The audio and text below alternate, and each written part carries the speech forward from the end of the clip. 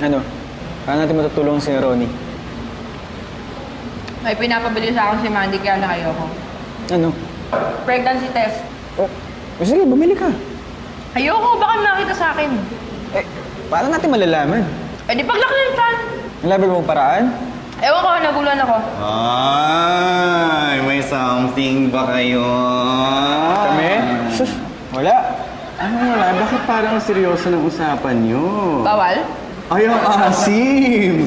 Ang aga-aga, parang manggang hilaw, bad mood ka agad. I can feel it. May something kayo. Wala nga.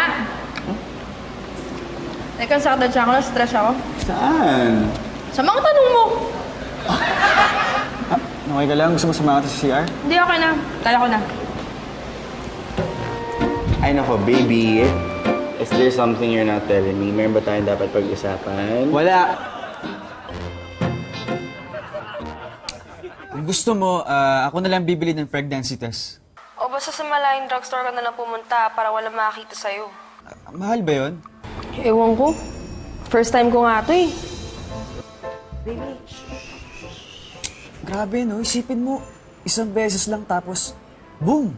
Buntis agad. Oo nga eh. Hindi nga ako makapaniwala eh. Ganun lang pala kadali yun.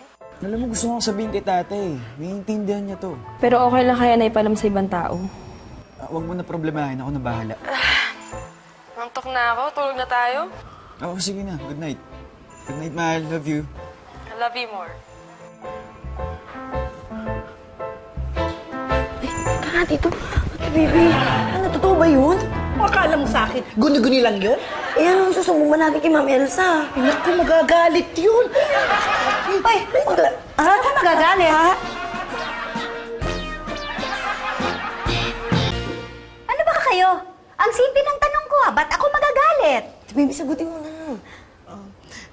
Kasi po, ma'am, napadaan po ako sa kwarto ni Chito, bukas po yung pinto. Oh, ano nakita mo? Ay, wala po ako nakita. Kaya lang po, narinig ko po sila ni Nikki nagchat-chat. Ano pinag-uusapan? Ay, ma'am, si Chito na lang pong tanungin niyo. Ba't ba ayaw mo sabihin sa akin?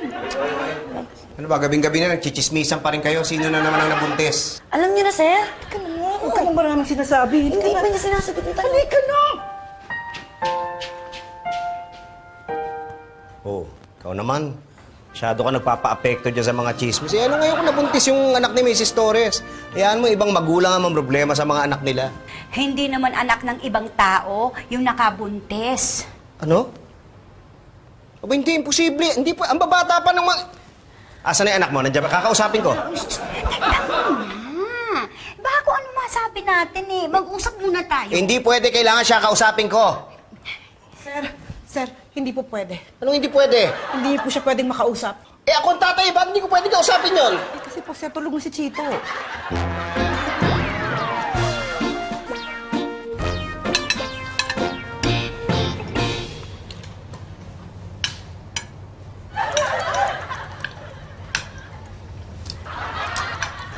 Parang tahimik ah. Gusto niyo po, magkwento ako?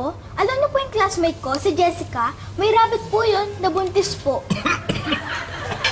Pag nanganak na po, pwede po sa akin na lang isang baby. Ay, nako, anak. Hindi biro ang mag-alaga ng baby.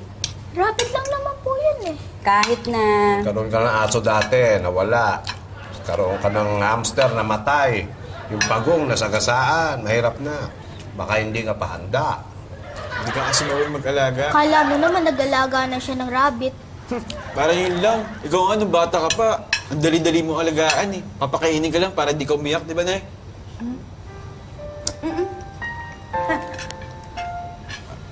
Ano po nangyari, Nay? Napuwing ako. Uy. Sandali. Ako rin.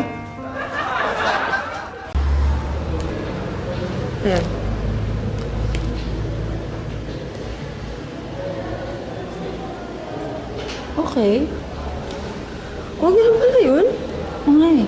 Kala ko komplikado. Uy, ano yan? Bagong viral video. Wala. Ano lang, something lang. Something. Sige, CR lang kami ah. Sige.